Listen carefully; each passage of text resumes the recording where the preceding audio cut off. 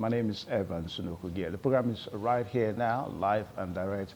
And of course, we are transmitted live from Benin City. A few days ago, we saw Commonwealth of Nations gathering in Samoa for the 2024 summit of the Commonwealth of Nations in Samoa. One event that comes every 2 years. And of course, almost about 17 African nations were there. And we understand about 56 Commonwealth of Nations, 56 nations that makes the Commonwealth. Most of them were there, except one or two countries that couldn't make it. Then also we saw the British monarch, talking about Prince Charles III. We saw him there, and he spoke to the Guardian of Nations, and he encouraged them for the need for that togetherness to be there. Now, what's going to be our major pullout today on the program, Africa Discourse this afternoon, is to look at the summit, the 2024 summit, and see the major pullouts as it relates to Africa nations. Today, our guest is an erudite author and, of course, a public affairs analyst, Mr. Frank Ehiosu. He is joining us virtually from Benin. Mr. Frank, a very good afternoon to you. Good afternoon. Yeah, good afternoon. Okay, all right. So, Mr. Frank, first and foremost, let's get your insights about what you make from the whole sense of this Commonwealth of Nations. What do you make from it? Because some persons are saying that the purpose of the Commonwealth of Nations has long since, be tarnished, in the sense that we really don't see the purpose of nations belonging to the Commonwealth of Nations anymore. So let's get your first insight. What are your impressions when we say Commonwealth of Nations? I think I share your views on that you just highlighted, or the views of most people, like you have said. To a large extent, it appears to be just for the optics present.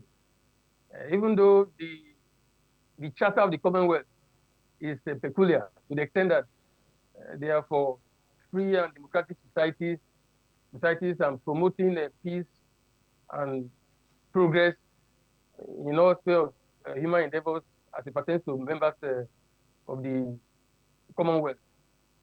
But haven't been existing for about 75 years or thereabouts since their inception after the Second World War. But I think a major thrust of the existence of the organization is the fact that it's a reflection of the power of the UK as it used to be. So I think that, to a large extent, sustains the organization, the spirit of, this world power, 19th century, and possibly the only power the world over that at a point in time pretended over the affairs of over a quarter of the entire living world. So from that standpoint, yes, there seems to be quite some purpose. But beyond that, I think it's more about the optics. Because if you ask me what has been the benefit for membership for Nigeria as a nation state in the Commonwealth, there is nothing really special. If you see the way nations are angling to be members of the BRICS, you see that they see some peculiar benefits that could accrue to them. But from the standpoint of Commonwealth, I'm not sure there's anything too peculiar. Yes, maybe where you have something that pertains to nation states that are members, being members of same fold could enhance relationships or interaction where necessary. But I still maintain the fact that its usefulness, in my opinion, seems to just be for the optics or just for the purpose of it and nothing much more. All right, so before we continue, because if you go through the social media, of course, lots of reactions have thrilled. What happened to the aircraft of the Vice President, Kashim Shettima, the aircraft that was parked at the John F. Kennedy International Airport in New York. Now, the Vice President was supposed to be in Samoa with that aircraft, only for the aircraft to have been hit by a foreign object. And that now mandated the President to send another high-powered ministerial delegation to Samoa. So the Vice President had to return back to Nigeria. Now, Frank Ehiosu, this somehow, you may say is not connected, but let's get your reactions on that, before we continue. I see that as a mere coincidence. an object, even if it's not UFO, because at least the object is identified. That's a good thing. That struck or impacted the vice president aircraft in jet. I couldn't go. But the Minister of Foreign Affairs, who went, is quite well positioned to attend such a meeting. By the way, out of the 56 nation states, there were barely less than 25 or so that had the representation from presidents. I think there are about 20 heads of state that are really in attendance. So most of the other nations sent representatives. As I time this was ongoing, other members of the Commonwealth like India and South Africa, they didn't attend. The president of South Africa and the Prime Minister of India and the president of India, they went for the BRICS meeting in Russia that Putin hosted. But they sent a delegation or representative to represent their country. So out of the 56 nations, like I said just now, there were barely 20 that had the heads of states in attendance. So Nigeria sending Minister of Foreign Affairs to represent the country is not anything special in my opinion. However unfortunate it was that the vice president had that restraint that wasn't anybody's fault. Yeah, we're talking about the aircraft of the vice president of Nigeria, the number 2 citizen of the country. Now, we're talking about security concern here. I mean, I don't think, can we just say that maybe the vice president of the United States of America, his aircraft was being hit by a foreign object? Well, back home, a lot of persons actually are of the opinion that perhaps that aircraft was stoned. It's a security concern we're talking about here, Frank Yosu. No, I don't see it in that light. I think there isn't any particular report that they have brought forth. We have to go by information available, what is brought out to the public there. Fortunately, it wasn't in some third world country or some banana republic. It's in the United States. That's like the headquarters of the modernization and the practice of democracy as it is, where you have free press. Even the American president, if they want to conceal something, they will not be able to do it quite because the freedom of expression there is at the peak. So that something hit the jet. I said from the point, I said, we are happy it's not UFO. They didn't say it's some identified flying object. At least what happened was identified. It can happen to even the president of the United States. There have been cases where a jet is set to take off and a horde of birds just come in and it mandates, because a number of them flew into the ramp where the plane revolvers operate, and they have to stop. So it can happen to any aircraft. Okay. Even if I'm not very sure whether it's birds or some flying living object in quotes that caused it. But I'm just saying that in trying to make a mountain out of a molehill out of that episode is not worthwhile. Except there is more to it that we're not told. But like I said, if it were in a third world country, if it were in Nigeria, they may hide some things about it. But in the US where it happened, in that airport where it happened, it's not possible. Okay. So I think the information is as much as it is available to us presently. All right, the information, a lot of persons are saying it differently. The story also went far that the foreign object had to hit the windscreen of the cockpit of the aircraft and making it impossible for the pilots to continue, flying that aircraft. All right, so away from that now, Frank Hiosu, you will notice that for quite some time, when we talk about Commonwealth of Nations, the continuous absence of the United States of America from the Commonwealth of Nations has always been an issue that a lot of persons have also talked about. I mean, Commonwealth of Nations, ex-nations that were colonized by Britain. U.S. was also colonized by Britain. And of course, again, we also saw this plane around. Now, Frank Hiosu, as an international political analyst, what is your response to this continuous denial by the U.S. For not necessarily being part of the Commonwealth of Nations? I think, first of all, we must go by the logic of the Commonwealth of Nations as set up. It is a voluntary organization of nation states. So nobody is forced to be a member. Fortunately, out of the 56 members, there are quite a number of states that were not colonized by the UK. So even if from the standpoint, I mean, from inception, it was centered around nations that were colonized by the United Kingdom. But afterwards, as time went on, the number of nations that were not part of the colonies of the UK have applied for membership, and they become members of the Commonwealth. So I'm just saying that the fact that the US colonized the US, the UK colonized the US, does not remove from the voluntary volition, as the case may be, of the US to be part of it or not to be part of it. And secondly, the Commonwealth was set up sometime, I think, in 1949 or thereabouts. Yeah. And the US gained independence from the UK almost 2 centuries before then or thereabouts. About 200 years before then or close to. And if you recall quite, the US did not just gain independence. They fought a very violent war. If not for the intervention of France then. In fact, that there's a country called United States today. The bulk of the credit goes to the support from France in that in the 18th century when they fought for it. So they were not given independence like some of the other colonies that are members of the Commonwealth are today. They fought violently. It was a violent war. So many souls were lost. So I guess that may have impacted the demeanor or the disposition of the US in being a member of anything that pertains to such, because Britain did not give them independence.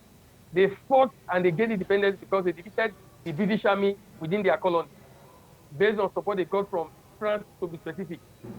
So I think that for me is in the history books. It's not what on due consideration. Secondly, in my personal opinion, the US has long overtaken the UK as a major world power. The UK diminished to its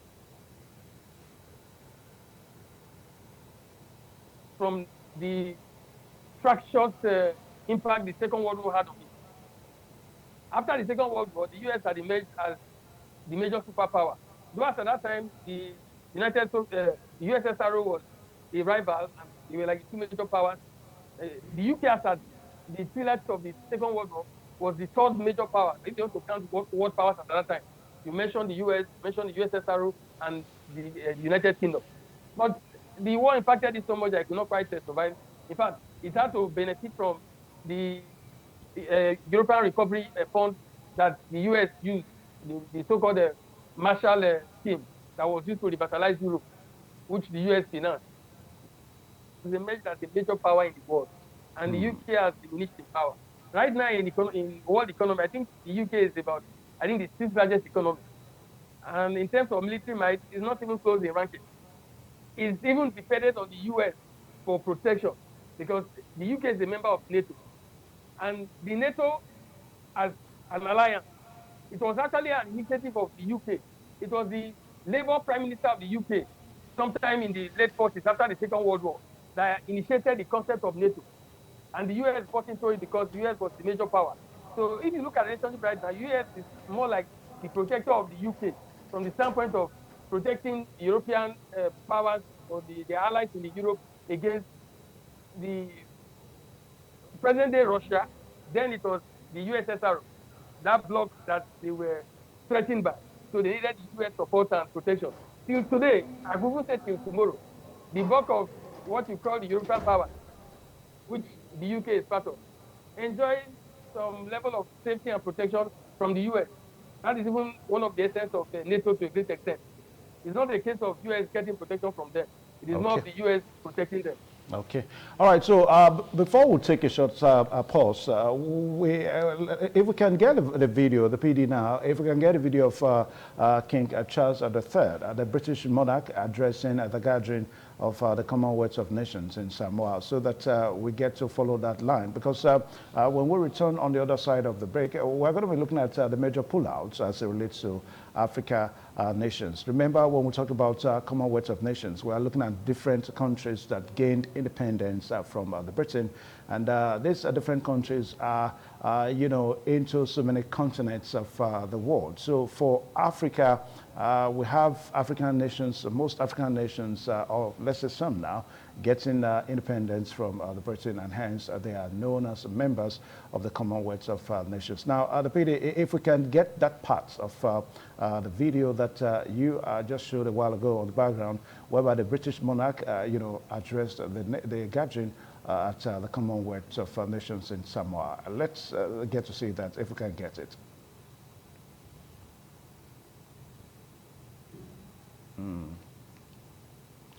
All right, so if we can get that now.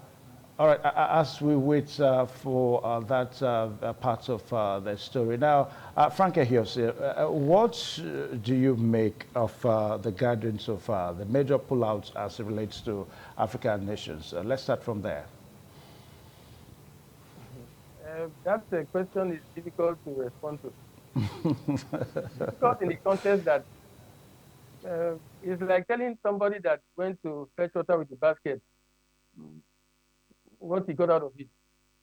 I'm not trying to say that there's no possibility of getting a benefit. But, you know, if you put a basket in a pool of water and you get the basket out, nothing, the basket comes out wet, but it doesn't retain water. I think that's the best way I can describe how the stuff went.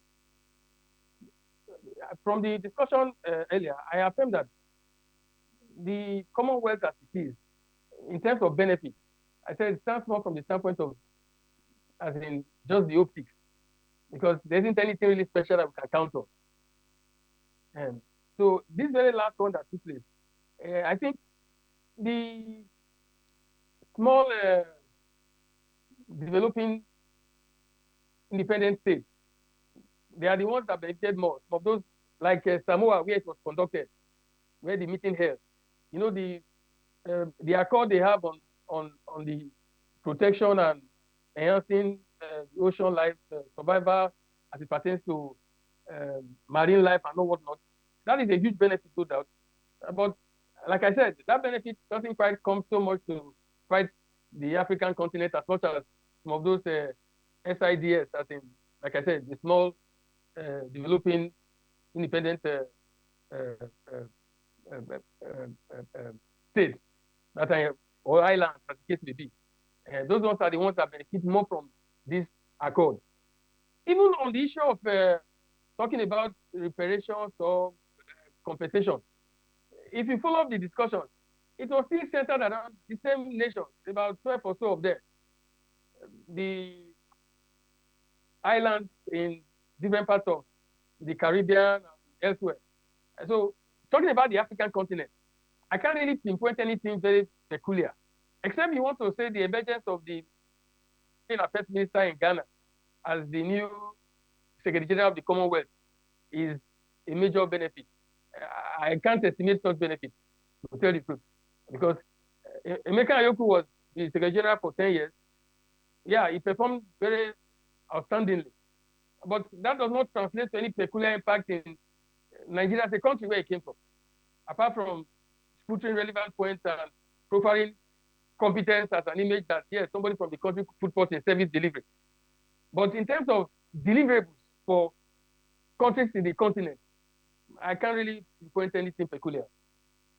But for the spirit of, like, the charter of the Commonwealth goals, a free and democratic society as much as possible. All right, so the freedom that countries of member states of the Commonwealth are supposed to enjoy is something that some persons have also said that is rather on papers, rather in reality. Now, I remember long ago, as a member of the Commonwealth, as a Nigerian, you really need not to have a British visa to go to Britain. But all that is all history now. And it is only not in Nigeria, perhaps other African Commonwealth nations. If you must go to Britain, you have to you know, seek a visa. You have to apply for a visa, and of course that visa has to duly be approved. You know, talked about the painful experience of slavery that is somehow common with members of the Commonwealth of Nations, and he also mentioned reparations, you know, and let's just take a clue from that video, and when we return, we're going to be going to Frank Ehiosu as we continue to discuss the issues. Let's take a look at that video. Diplomatic sources say officials are negotiating an agreement to conduct further research and begin a meaningful conversation about an issue which could potentially leave the UK owing billions of pounds in reparations. Foreign Minister of the Bahamas, Frederick Mitchell, once you broach the subject, it may take a while for people to come around, but they will certainly come around. According to reports, the current text of the draft summit communique says heads noting calls for discussions on reparatory justice with regard to the transatlantic trade in enslaved Africans and chattel enslavement agreed that the time has come for a meaningful, truthful and respectful conversation towards forging a common future based on equity. It says the heads of government would play an active role in bringing about such inclusive conversations addressing these harms, and that they agreed to prioritize and facilitate further and additional research on the transatlantic trade in enslaved Africans and chattel slavery that encourages and supports the conversations and informs a way forward. The text, which could still change once Commonwealth leaders arrive, has been hammered out by diplomats ahead of the summit. British officials succeeded in blocking a plan for an entirely separate declaration on the subject. The UK did not want any language in the communique about reparatory justice, but at the moment it is having to accept it will include 3 full paragraphs setting out the Commonwealth's detailed position. Reparatory justice for slavery can come in many forms, including financial reparations, debt relief, an official apology, educational programs, building museums, economic support, and public health assistance. Ikmomosa Ugiagbe, ITV News. All right, thank you so much, Ikmomosa Ugiagbe there. Now, that video was made about some few days to the day that King Charles III actually addressed the summit in Samoa. That video you saw was just the welcoming parts of King Charles III in Samoa. And of course, you saw the culture in display there. And of course, you saw the tradition in display there. Now, back to some of the things that were hinted upon on that summit, talking about the slavery justice, the slavery reparation justice that King Charles talked about. Though he was very careful with it anyway. He didn't want to commit himself. But he said that the UK is going to continue to start to look at that. Now, Frank Ehiosu, now, you know, this issue of slavery justice, reparatory slavery justice and all that for nations that were parts of slavery during the colonial era and all that has been one issue and all that. Now, do you think this is what Africa probably needs now, African nations, I mean, for them to gear up in terms of development? I think they are independent states. The issue of reparation, in my opinion, is not necessarily tied to Africa's development. So I like to disaggregate it on that note. That the call for reparation is wonderful, but reparation is not the yardstick for African development. Every nation must go for its own. I just wanted to put that in perspective. But in trying to address the issue of reparation, like you said just now, that the king would not make commitment. This is not the first time. For decades, the discourse has been on. The UK, they simply acknowledge, they express regret. That's the best they've done. But no attempt to tender apology or make any commitment in terms of reparation. In fact, they've been clear from as far back as the time of Tony Blair, even earlier, when Tony Blair, where because it was about that time it became quite prominent in social discourse. And it was clear on the fact that no, that the UK would not pay reparations. And Tony Blair even said, Tony Blair on his own, as an individual, tendered apology. But he said that the UK government cannot tender apology. And the reason he gave was that if they tender apology, there could be the likelihood of legal action. It would feel like giving legality to the pursuit. So they are afraid that if they tender a formal apology, it will give the colonies, those who were victims by virtue of the practice of slave trade, to take up legal action. and reparations will not be pursued on that note. So that's the reason why they are escaping it as much as they could. Even the king equally knows that very well. That's why they are doing their best to escape it. But I think it's unfortunate because they should find a way to address it somewhat. In pursuing this thought, we must relate it to, you know that Nigeria was the major frontliner in this pursuit from about 3 decades ago. If I'm not of Nigeria, the late Chief M.K. Abiola, he founded a group there, African Reparation Movement, AROM. He's the one that funded it. With his own resources, he commenced the process. The first international conference on reparation, the first international conference, it was held in Nigeria, in Lagos specifically in 1990. The then head of state, General IDP, as he gave a speech, a very alluring speech, where the appeal was made that the international community must pay reparation for slave trade so-called over what the black continent suffered. Now, in relating, I'll come back to the discourse on this stuff, but in relating it to this one that took place 2 days ago, where we were talking about the benefit for Africa, you know, I said just now that there's really no peculiar benefit, because when they talked about reparation, there was even no difference to continents on the African divide. The discourse centered about reparations pertain more to the states that were developing in the island, the small developing island states.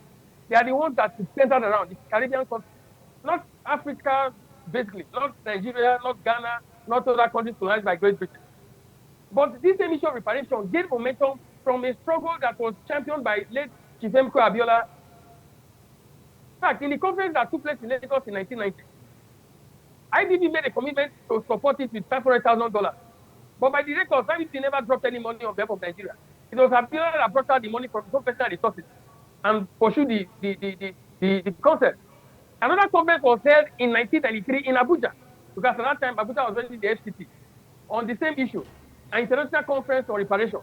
It was Abiola that anchored it. It was because of the struggle that it was taken to the level of the then AU, Organization of African Unity. You know, it's now AU. In 1992, towards the end of 1992, the AU, on the struggle and pursuit and motivation, championed by the same MK Abiola, set up a committee of 12 eminent men. They call it the GEP, Group of Eminent Personalities, 12 members. Abiola was made the chairman of that body. There were people from other countries. Al Mazuri from Kenya is one of the members. Miriam Makiba from South Africa was one of the members. There are a number of people, 12 of them from different parts of the continent. Now, they were committed to pursuing this issue of reparation. That was the mandate they had. So we possibly employ special consultants or advisors who are the expertise to ensure that tools were structured so that there will be proper compensation in terms of reparation. I'm just trying to put it in perspective. Unfortunately, most of the members of that group of eminent personalities, 12 of them, 9 are dead. It's only 3 that are alive.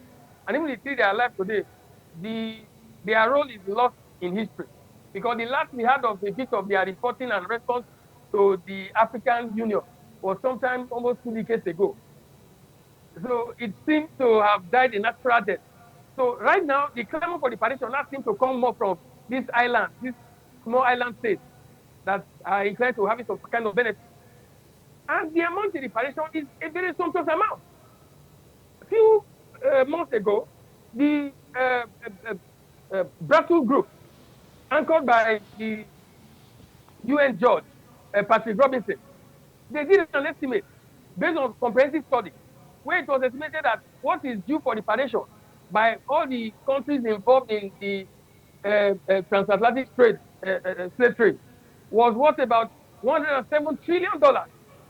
And the United Kingdom, being the foremost beneficiary, the main power that championed and benefited the most from slave trade, had the lion's share. Out of that amount, the UK alone, out of more than 10 countries that I mentioned, was earmarked to pay $24 trillion as reparation. And I make both to quote what he said, that estimate is an underestimate of the real cost. Based on underestimation, they still put it at $24 trillion that's supposed to be paid by the UK. So you can see why the UK would be scared of making any form of commitment. Because the entire United Kingdom, their GDP is not even close to that. The GDP of the UK, I'm not even sure it's up to half of that. It's up to $12 trillion. Okay. The US is the largest economy in the world. Their GDP is less than $30 trillion.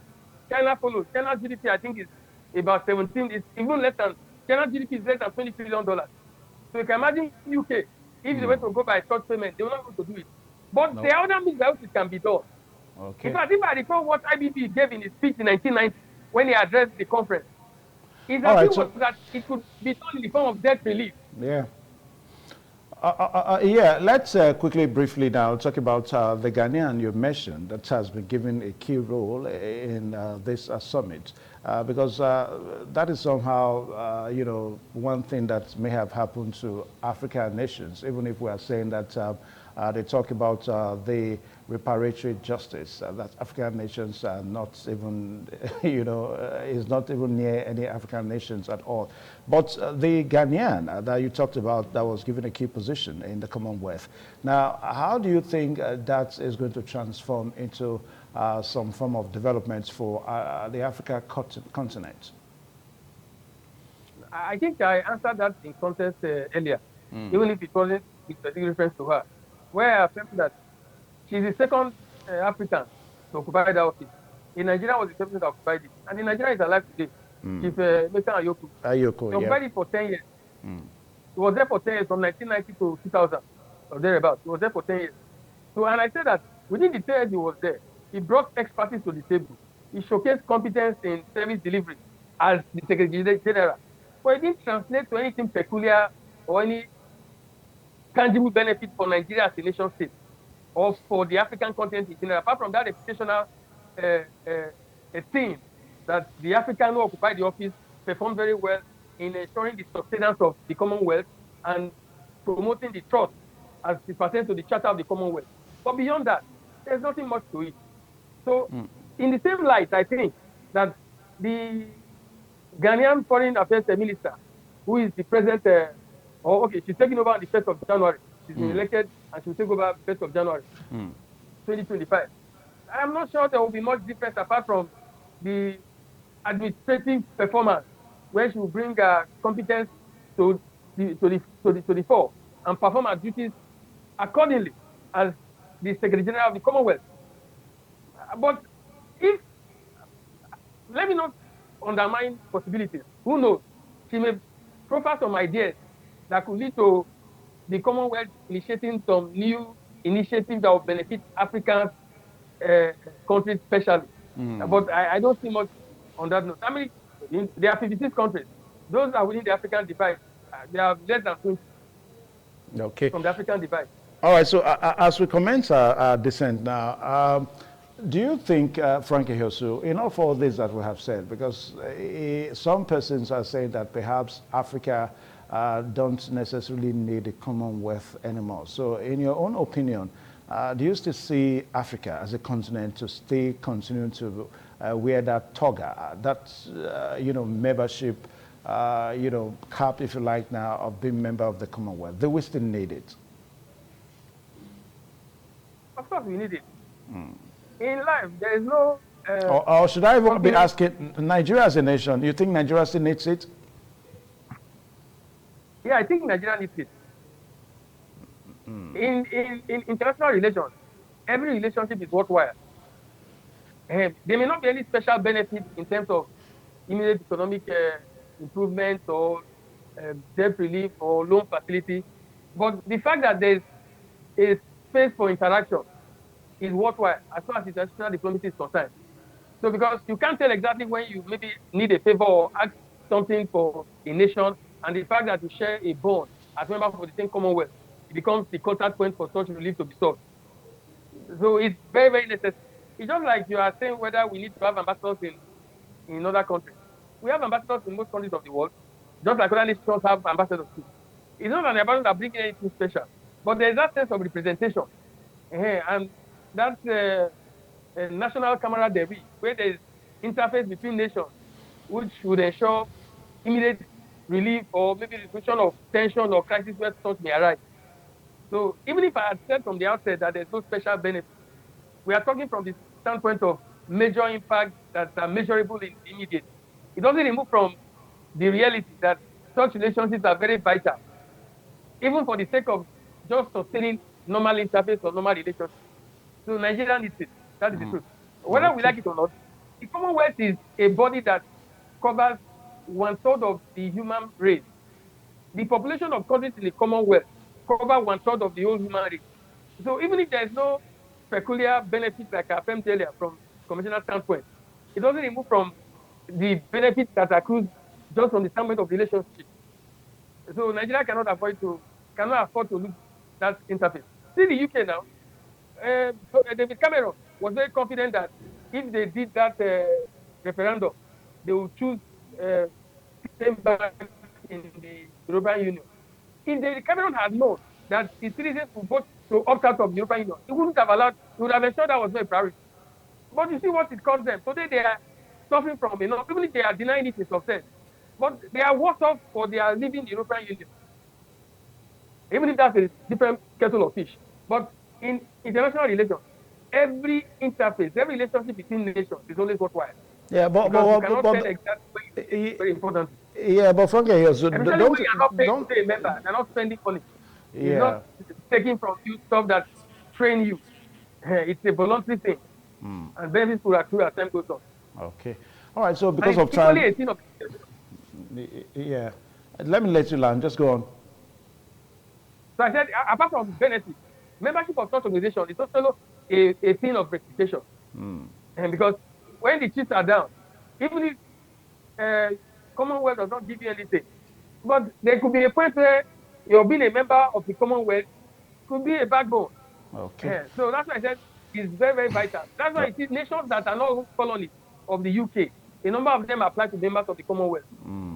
All right, so we anchor the discussion here this afternoon, and we want to say a very big thank you to a foremost author and, of course, a public affairs analyst, Mr. Frank Ehiosun, for joining us on the program today, Africa Discourse. Mr. Frank, thank you so much.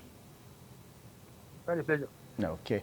All right, so our viewers are there. This is where we end the program today. The Commonwealth of Nations 2024 edition has, come and gone. And in the next 2 years, we're going to be looking at another Commonwealth of Nations summit, because it's something that happens every 2 years. And we want to say kudos to the nations that made it through, most especially the African nations that made it through. And for the representatives of Nigeria, we also say a very big thank you, even if eventually our Vice President couldn't make it because of the issues he had with his aircraft. But we pray that it doesn't happen anymore. Well, the program returns same time and next week on this television. My name is Evan Zunokoge. Goodbye and God bless you.